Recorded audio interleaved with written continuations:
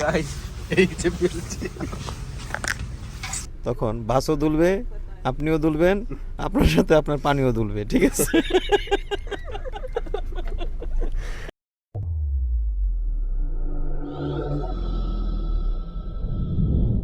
আসসালামু আলাইকুম সবাইকে, নতুন একটি ব্লগে স্বাগতম। যাচ্ছি বেলজিয়াম, আমার সাথে আছে রেজন ভাই। তো রেজন ভাই একটু আগে ফ্লেক্স বাসের যে টয়লেট ওইখানে গিয়েছিল, সকর একটি এক্সপিরিয়েন্স বলুন। এক্সপিরিয়েন্স আচ্ছা ঠিক আছে, আপনারা যারা নতুন ভ্রমণ করবেন এক ইউরোপ কান্ট্রি থেকে আর ইউরোপ কান্ট্রিতে ফ্লেক্স বাসে, তো এটা আসলে বাস না, এটা হলো বাস, ঠিক আছে? বাসটা হলো কি, এখানে একটা টয়লেট আছে, তো টয়লেটটা মনে করেন আপনি দাঁড়াইতে পারবেন। যখন বাস চলবে, চলার পরে যখন আপনি প্রস্রাব করতে যাবেন, তখন বাসও দুলবে, আপনিও দুলবেন, আপনার সাথে আপনার পানিও দুলবে, ঠিক আছে? আছে সাকিব ভাই। প্রচুর জ্যাম রাস্তায়, যার ফলে আমাদের হয়তো একটু দেরি হতে পারে।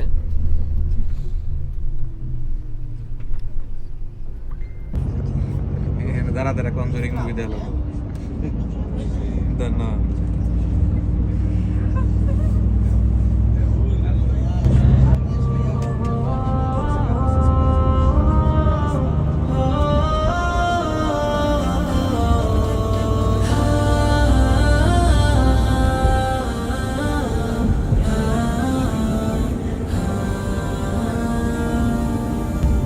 তোমাকে ডেকে ডেকে কাটে প্রহর, নিশে কেটে জেগে ওঠে স্নিগ্ধ ভোর।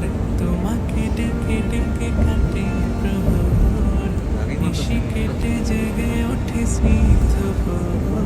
মৃদু সমীরে তুমি, মনের জমিরে তুমি, তোমার জিকিরে পৃথিবী মুখর। আমি তোমার প্রেমে হয়েছি বিভোর, তোমার মায়ায় হয়েছি বিভোর, আমি তোমার প্রেমে হয়েছি বিভোর। গাইস, অবশেষে আমরা বেলজিয়ামে চলে এলাম। অনেকদিন ইচ্ছা ছিল যে বেলজিয়াম আসবো, আজকে আসলে অবশেষে চলে এলাম। খুব সুন্দর। আর এখন রাতেরবেলা একটু হাঁটছি, খুব ভালো লাগছে আসলে বেলজিয়ামটা। আর এই যে বাসগুলো, এটা হচ্ছে ফ্লিক্স বাস। বেলজিয়ামের বাসগুলো আসলে খুব সুন্দর।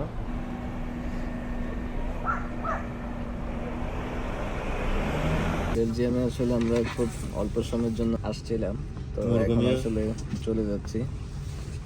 তো বেলজিয়ামটা আসলে খুব ভালো লেগেছে তার জন্য। বেলজিয়ামটা আসলে বেশ সুন্দর, অনেক হাইফাই একটি জায়গা।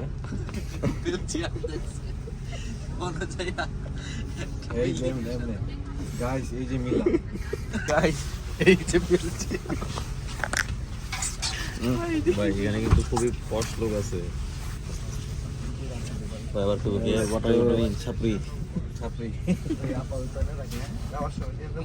তো সবাই ভালো থাকবেন, সুস্থ থাকবেন, আর চ্যানেলটি সাবস্ক্রাইব করে দিবেন। ধন্যবাদ।